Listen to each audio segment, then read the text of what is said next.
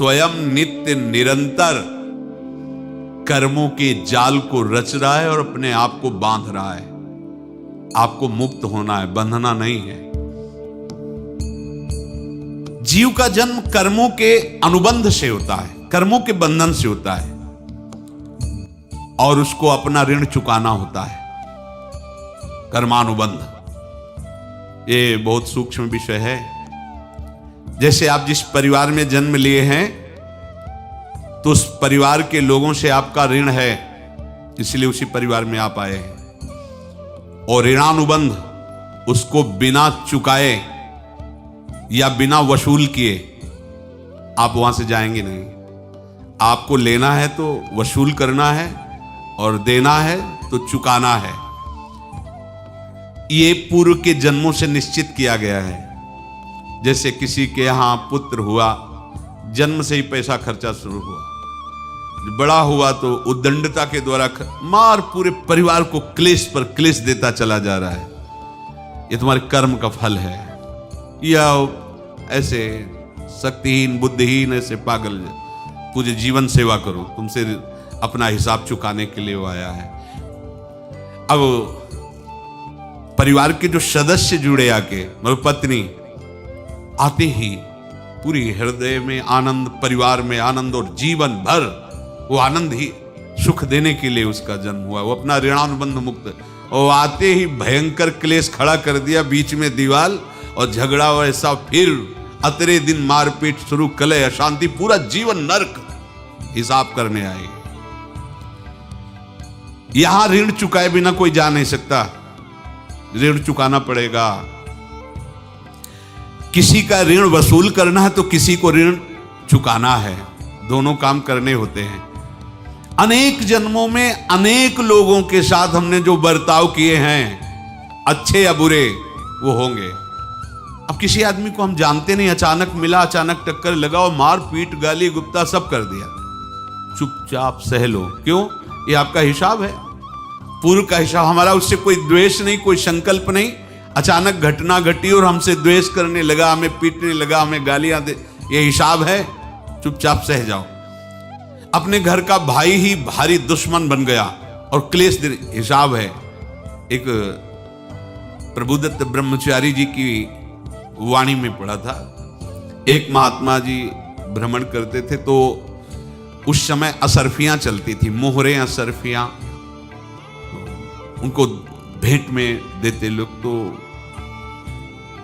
या तो ठाकुर सेवा में लगे तत्काल, या संत सेवा में तत्काल लगे, उसका संग्रह करके डोलना ये ठीक नहीं है बैरागी के लिए, सिद्धांत में ये ठीक नहीं। तो जब 2, 4, 6, 8 ऐसे मोहरे हुई, उन्होंने विचार किया कि और भ्रमण करके जब काफी मोहरे हो जाएंगी तो प्रयागराज में जब कुंभ पड़ता है, एक बार पूरे सब अखाड़े के संतों को, अलग अलग संप्रदाय सब संतों को बुलाएंगे और सबको पुआएंगे।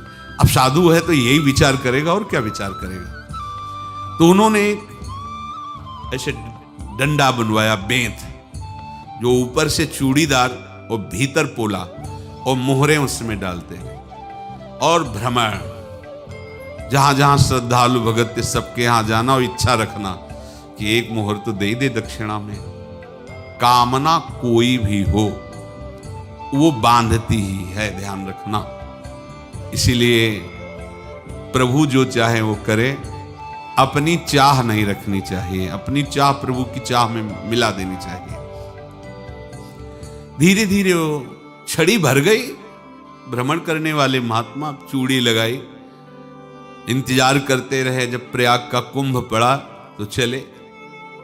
तो रास्ते में एक गांव में पूछा जाता है, जैसे कहीं रुको कि कोई श्रद्धालु ऐसा है जो संत सेवी है। तो कुछ लोगों ने बताया, हाँ एक परिवार है बहुत संत सेवी है और आपको मिलाते हैं उनसे। आइए महाराज, घर में रुका,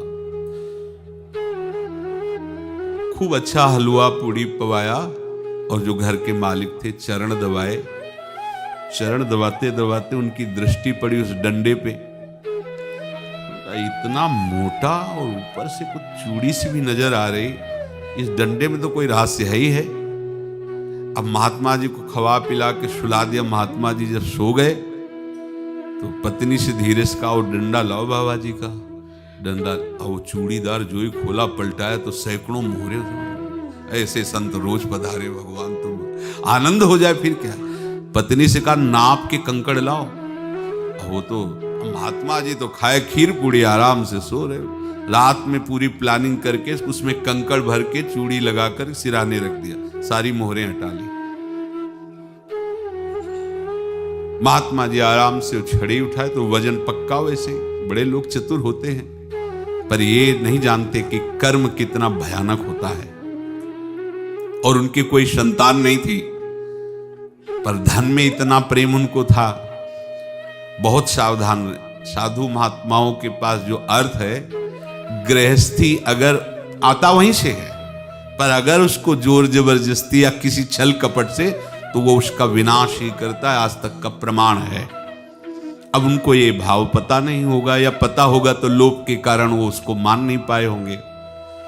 महात्मा जी गए प्रयाग में, किसी अखाड़े पर रुके और वहां प्रार्थना की कि कल जो है संपूर्ण अखाड़ों का निमंत्रण किया जाए और सब संतों को भोग पवाया जाए और उनको दक्षिणा भी दी जाए। महंत ने सोचा कि बहुत बड़ा है तो उत्सव है, क्योंकि प्रयाग में कितने हजारों संत महात्मा सब। उनका महाराज बोरों इसमें चीनी और टीनों घी लगेगा, सब व्यवस्था। बोले आप मंगाइए, एक एक हिसाब हम करेंगे, हमारे पास सब व्यवस्था है। बोले कुछ तो पहले दे दो, वो इकट्ठे देंगे हम। उनको था कि अगर हम छड़ी खोला और दो चार मोहरे दी, किसी को पता लग गया तो गड़बड़ हो सकती। बोले हम भंडारे के समय आखिरी में सब कुछ आपको दे देंगे। ठीक। वो अपने पास से पैसे लगाकर खूब जितना सामग्री सब लाए, लाखों की, और सब संतों को निमंत्रण कर दिया। संत जन निमंत्रित हो गए, भंडारा बन रहा है। तब वहां के महंत है, उनका देखो भंडारा भी बन रहा है, संतों को निमंत्रण। अब आप अर्थ की व्यवस्था कीजिए, क्योंकि इतनी बड़ी हमारी सामर्थ्य नहीं थी जितना हमने किसी तरह हमने व्यवस्था की। अब मुझे अर्थ चाहिए, तभी आगे की व्यवस्था बढ़ेगी। संतों को दक्षिणा देंगे और जिनसे अर्थ लिया उनको दे। देखो रसोई बन गई सब। दुर्गा छत में विश्वास नहीं तो यार, चूड़ी खोली। उनको तो था ना कि मोहरे हैं, कंकड़। तो जैसे कितना उनको सदमा लगा होगा। हजारों संतों का निमंत्रण, रसोई बन, मतलब संत हो के छल कपट। तो उनका महाराज आपने तो हमारा नाश कर दिया, जो महंत थे। अब बताओ, रसोई बन गई, संत निमंत्रित हो गए, और आप ये कंकड़ दिखा रहे हैं हमको। आपने तो हमें बर्बाद कर दिया। हमारी इतनी सामर्थ्य नहीं थी, आप पहले बता देते। संत होकर ऐसा छल कपट। अब वो बोले तो क्या बोले, क्योंकि उनको पता था कि मोहरे हैं इसमें। अंदर से उनका चिंतन गया उसी सेठ के पास। अच्छा, ऐसा धोखा हमारे साथ किया, भोगोगे तुम।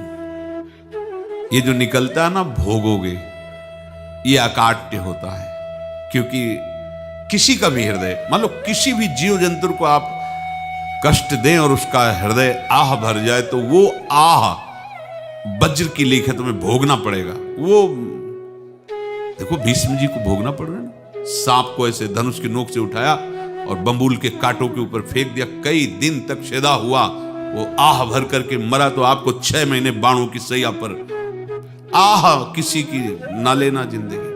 कोई ऐसा कोई आह भर करके कह दिया तुम समर्थ हो, हम तो कुछ कर नहीं सकते, और अंदर से दुख फिर तुम्हारी सामर्थ्य काम नहीं करेगी, मिट्टी में मिला देगी।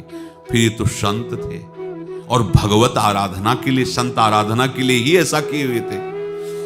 अब इनका कैसे मुंह दिखाएं, अब क्या करें। सुबह संत जन आएंगे, सबके बीच में हमारी कि देखो इन्होंने, अब क्या करें।